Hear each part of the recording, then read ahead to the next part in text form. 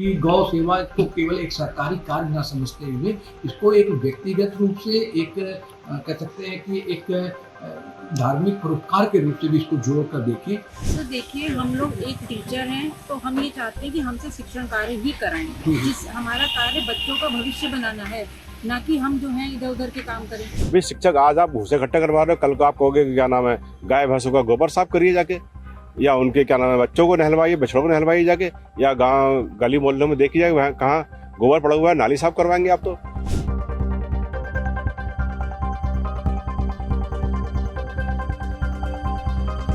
उत्तर प्रदेश के बरेली जिले में बेसिक शिक्षा अधिकारी का एक अजीबोगरीब फरमान आया है, जिसमें सरकारी शिक्षकों पर गायों के लिए भूसा इकट्ठा करने की जिम्मेदारी दी गई है। मतलब शिक्षक एसआईआर में बीएलओ की भी ड्यूटी करेंगे, जनगणना में घर घर जाकर सर्वे भी करेंगे और साथ में गायों के लिए भूसा भी इकट्ठा करेंगे। अब इन सब के बीच में बच्चों को कब पढ़ाएंगे, ये तो उन्हीं अधिकारियों से पूछना पड़ेगा जिन्होंने इस फरमान को जारी किया है। ये वही बरेली है जहां दिसंबर 2025 में कई बीएलओज की एसआईआर के कामों की वजह से डेथ हो गई थी। पहले आते हैं आदेश की डिटेल्स पर। इंडिया टुडे की रिपोर्ट के मुताबिक बरेली के सभी प्राइमरी स्कूल्स के लिए ये निर्देश जारी किया गया है कि जिसमें हर एक खंड के शिक्षक 100 कुंतल और हर स्कूल 46 किलो भूसा दान के माध्यम से इकट्ठा करेंगे। साथ ही ये स्वैच्छिक कार्य नहीं है बल्कि मैंडेटरी कार्य है। मतलब अगर ये काम पूरा नहीं हुआ तो उचित कार्यवाही भी होगी। इस पूरे मामले पर जिले के डीएम का भी बयान आया है, सुनिए उन्होंने क्या कहा। कि बरसात का सीजन आने वाला है और इधर जो कुछ आंधी वगैरह आई है तो उसको ध्यान में रखते हुए हम लोगों ने ये कहा गया है कि कई बार मीटिंग करके कि गौ सेवा को केवल एक सरकारी कार्य न समझते हुए इसको एक व्यक्तिगत रूप से एक कह सकते हैं कि एक धार्मिक परोपकार के रूप से भी इसको जोड़ कर देखें, क्योंकि जब इसको देखेंगे तभी इसको हम बेहतर तरीके से उनकी सेवा कर सकें। क्योंकि वो मुँह है, वो बोल नहीं सकते हैं, लेकिन सेवा का एक मतलब वो समझते हैं। उनके स्वास्थ्य को ध्यान में रखते हुए उनके कहते हैं भरण पोषण के लिए सभी को आगे आना चाहिए। भूसा के संदर्भ में ही नहीं, अन्य बहुत सी ये कहते हैं ना कि समाज में थोड़ा है और थोड़े की ज़रूरत है। अगर हम सब लोग मिलकर उस थोड़ी ज़रूरत को पूरा कर देंगे तो निश्चित रूप से इस समाज में एक आमूलचूल परिवर्तन लाने में हम सभी लोग सहायक सिद्ध होंगे। जनपद में ही मतलब पूरे यूपी में हमारे जितने भी निराश्रित गौवंश हैं जो कि जिनको कि हम लोग अस्थायी और स्थायी गौशाला बनाकर वहाँ पर रखकर उनको एक संरक्षण प्रदान करते हैं, उनकी देखभाल करते हैं। इसके बावजूद अभी भी बहुत ऐसे भी गौवंश होते हैं जो कि घुमंतु होते हैं, जिनको कि लोग छोड़ देते हैं और वो भी हम लोग लगातार एक देखभाल करने की कोशिश करते हैं। उनको भी लाकर हम लोग गौशालाओं में रख दिया जाए और इसीलिए हम लोग लगातार नई नई गौशालाओं का, चाहे वो स्थायी तौर तरीके से हो या अस्थायी हो, हम लोग उनका निर्माण भी कराते रहते हैं। और इनकी जो हमको जितने भी सरकारी संसाधन के अलावा हम लोग इनकी देखभाल में कोई भी कोर कसर नहीं छोड़ना चाहते हैं।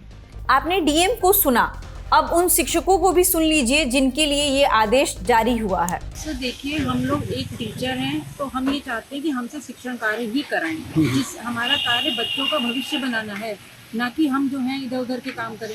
जो राष्ट्र से रिलेटेड कार्य हैं वो हमसे कराते हैं तो हम उनका पालन जरूर कर रहे हैं। लेकिन अब जैसे अभी इन्होंने ये जो भूसा वाला निकाला है ये सही नहीं है। अगर हम भूसा इकट्ठा करेंगे और ये सब कार्य करेंगे तो आप ये बताइए कि टीचर की क्या वैल्यू है।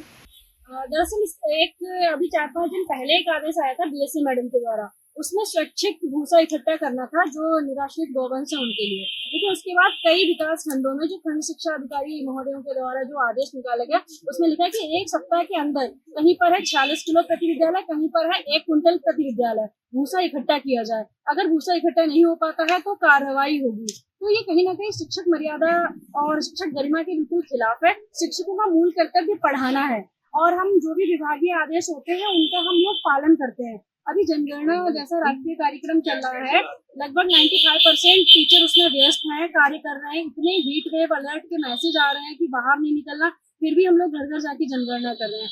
और ये जो आदेश आया है ये बहुत ही गैर जिम्मेदाराना आदेश है, क्योंकि ऐसा कोई काम नहीं है जो हमारा शिक्षक ना करता हो। जो भी आदेश मिलता है, चाहे वो बच्चों के हित में है, शिक्षा के हित में है, विभाग के हित में है। हम लोग हर काम के लिए और हर राष्ट्रीय कार्यक्रम में सहयोग देने के लिए हमेशा तैयार रहते हैं। और अभी भी हम लोग जनगणना कर रहे हैं, इससे पहले SIR भी दे चुके हैं, जिसमें काफ़ी घटनाएं भी हुई थी हम लोगों के साथ में। लेकिन ऐसे आदेश देना ये एक शिक्षक का अपमान है। मुझे तो अपमान ही ज़्यादा नज़र आ रहा है इसमें। जैसा कि सर हमारा जो अभी भूसा एकत्रित करने का जो आदेश जारी किया गया विभाग द्वारा, ये बिल्कुल अव्यवहारिक आदेश है जो गौवंश के लिए दान करने के लिए कहा गया है। सर हमारी ड्यूटी सर विद्यालय में पढ़ाने की है, ना कि सर हमारे जो पंचायत के या राजस्व के कार्य करने की है। ये सर चाहे प्रधानों से कहा जाए या राजस्व से कहा जाए या पंचायत विभाग से कहा जाए, ये हमारा काम नहीं है। हमारे लिए शुरू में ही हमारे लिए स्कूलों से अलग कर दिया गया है। पहले SIR में कम से कम हमारे 6 महीने चले गए जिसमें हमारे बच्चे पढ़ नहीं पाए। अब छुट्टियां पड़ी हमारी, अब हमको जनगणना में लगा दिया। हमारी गलती है कि हम अपना कार्य ईमानदारी से 100% पूरा कर देते हैं। तो उससे होता यह है कि विभाग आए दिन हम पे नए से नए मतलब आदेश लागू करता रहता है, जिसमें सबसे ज़्यादा नुकसान हो रहा है हमारे बच्चों का।